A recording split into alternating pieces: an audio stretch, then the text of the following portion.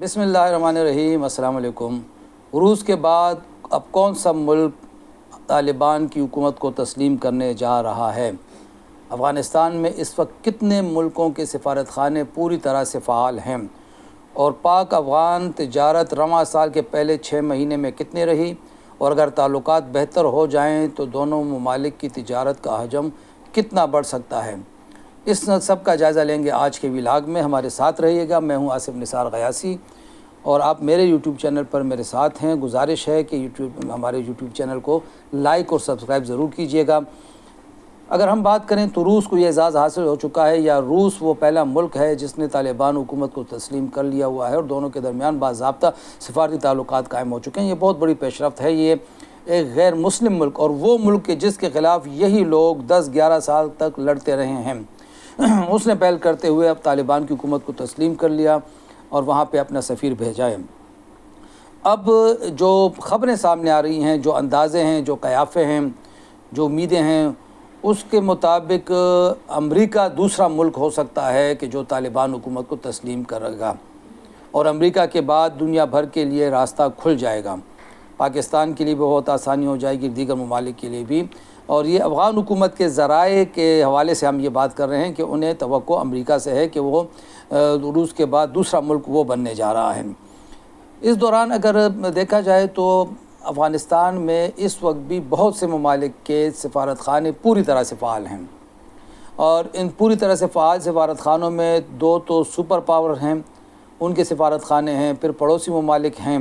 یہ کم و بیش کوئی 20 ممالک کے سفارت خانے اس وقت پوری طرح فعال ہیں، جن میں چین اور روس کے ساتھ ساتھ Iran, Pakistan, Uzbekistan, Tajikistan, Turkmenistan, ترکی، سعودی عرب، قازقستان، کرغزستان، آذربائیجان، متحدہ عرب امارات، قطر، انڈونیشیا، ملیشیا وغیرہ شامل ہیں، جبکہ بہت سے یورپی اور مغربی ممالک کے سفارت خانے جزوی طور پر فعال ہیں۔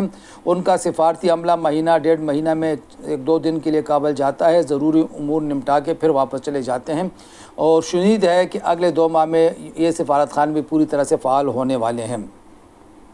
دوسری طرف اگر ہم افغانستان کے ساتھ تجارت کی بات کریں، اس وقت خود افغانستان تجارت کے میدان میں بہت آگے جا رہا ہے، اور 2024 میں جو ایک رپورٹ آئی ہے کہ اس کے مطابق 2024 میں افغانستان کا تجارتی حجم $12 ارب سے تجاوز کر چکا ہے، جن میں اور اسی دوران ایک سال میں برآمدات میں 100% اضافہ بھی ریکارڈ کیا گیا ہے۔ 2020-21 یعنی سن 2021 میں تجارت کا جو ان کا حجم تھا وہ $850 ملین تھا، جو پھر بڑھ کے $2 ارب ہوا، اور اب یہ $12 ارب سے تجاوز کر چکا ہے۔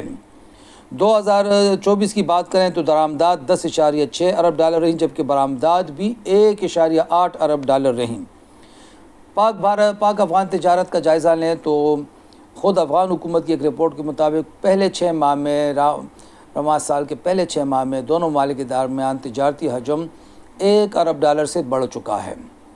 لیکن جو ماہرین ہیں جن کے ساتھ ہماری بات ہوئی ہے، جو یہ کہتے ہیں کہ سیاست اور تجارت کو اگر الگ کر لیا جائے، اگر سیاست کے نام پہ بار بار بارڈر بند نہ کیا جائے، یہ چھوٹی چھوٹی چیزیں ختم ہو جائیں، تو ایک وقت ایسا تھا کہ جب حالات اچھے تھے کرزئی اور اشرف غنی کے دور میں، تو پاک افغان تجارتی حجم $5 ارب سے بڑھ چکا تھا۔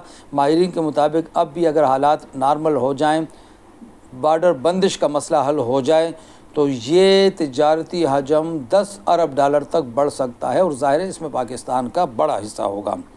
یہ جو معمولی باتوں پہ تجارت روک دی جاتی ہے، اس نے بہت زیادہ مسائل پیدا کیے ہوئے ہیں، اور اس سے بھی ایک اچھی خبر یہ سامنے آئی ہے کہ چند دن قبل ہی دونوں ممالک کے درمیان ایک اہم ترجیحی تجارتی معاہدے پہ دستخط ہوئے ہیں، جس کے بعد کئی آئٹمز پر، کئی چیزوں پر ٹیکس کی شرح بہت کم کر دی گئی ہے۔